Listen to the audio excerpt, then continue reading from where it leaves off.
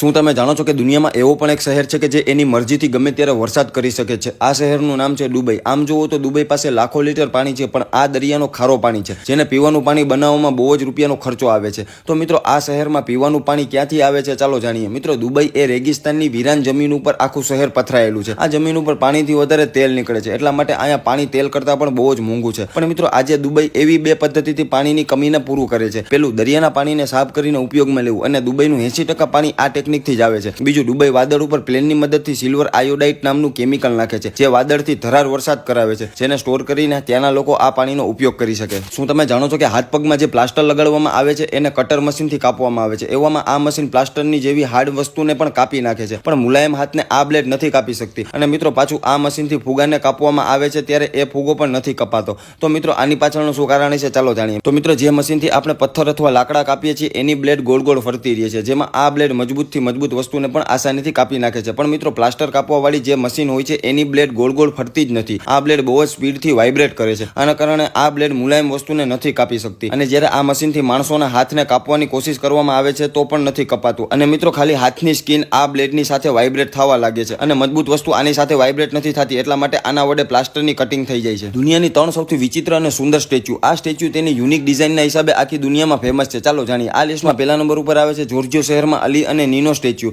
જે 26 ફૂટ જેટલી ઊંચી છે. આ સ્ટેચ્યુ આખી સ્ટીલથી બની છે, જેમાં હંમેશા માટે ઓટોમેટિક એની મેળે ચાલતી રહે છે. અને આ રીતે ડિઝાઇન કરવામાં આવી છે કે આ એકબીજાથી ભટકાતી નથી, પણ વચ્ચેથી નીકળી જાય છે. આ સ્ટેચ્યુ આખા દિવસમાં ખાલી 10 જ મિનિટ એકબીજાથી મળે છે. તમે જાણીને હેરાન થઈ જશો કે આ સ્ટેચ્યુ બે ઓરિજિનલ માણસની સ્ટોરીને બતાવે છે, જે અલી અને નીનાની છે, જે કોઈ દિવસ ભેગા થઈને પણ ભેગા નથી થયા. મિત્રો, તમે જમીન ઉપર બન્યા સ્ટેચ્યુ તો જોયા હશે, પણ બહામાસમાં બન્યું દરિયાની નીચે એક છોકરીનું સ્ટેચ્યુ બન્યું છે, જે પાણીના નીચે બની દુનિયાની સૌથી મોટી સ્ટેચ્યુ છે. આની ઊંચાઈ 17 ફૂટ છે. અને મિત્રો, પહાડ ઉપર બની ફરતી સ્ટેચ્યુ પણ દુનિયામાં જોવા મળે છે. અને ચાઇનામાં 11,000 અરબ રૂપિયાનો ખર્ચો કરીને બનાવવામાં આવેલ છે. શું તમે જાણો છો કે પાકિસ્તાનનો સૌથી ખતરનાક ફાઇટર જેટ છે F-16 અને ભારતનો સૌથી લડાકુ વિમાન રાફેલને માનવામાં આવે છે? તો હવે આ બે ફાઇટર જેટને આમનો સામનો થઈ જાય તો કોણ જીતશે? ચાલો જાણીએ. મિત્રો, પાકિસ્તાનને F-16 લડાકુ વિમાન અમેરિકાથી મંગાવ્યું હતું, જેની કિંમત 500 કરોડથી પણ વધારે હતી. જ્યારે ભારતે રાફેલ વિમાનને ફ્રાન્સથી મંગાવ્યું હતું, જેની કિંમત 1600 કરોડ રૂપિયા જેટલી હતી. જ્યારે F-16 ખુલ્લા આકાશમાં ઉડે છે ત્યારે તેની સ્પીડ 2400 કિલોમીટર પ્રતિ કલાકથી પણ વધારે હોય છે, જ્યારે રાફેલની સ્પીડ 1900 કિલોમીટર પ્રતિ કલાક છે.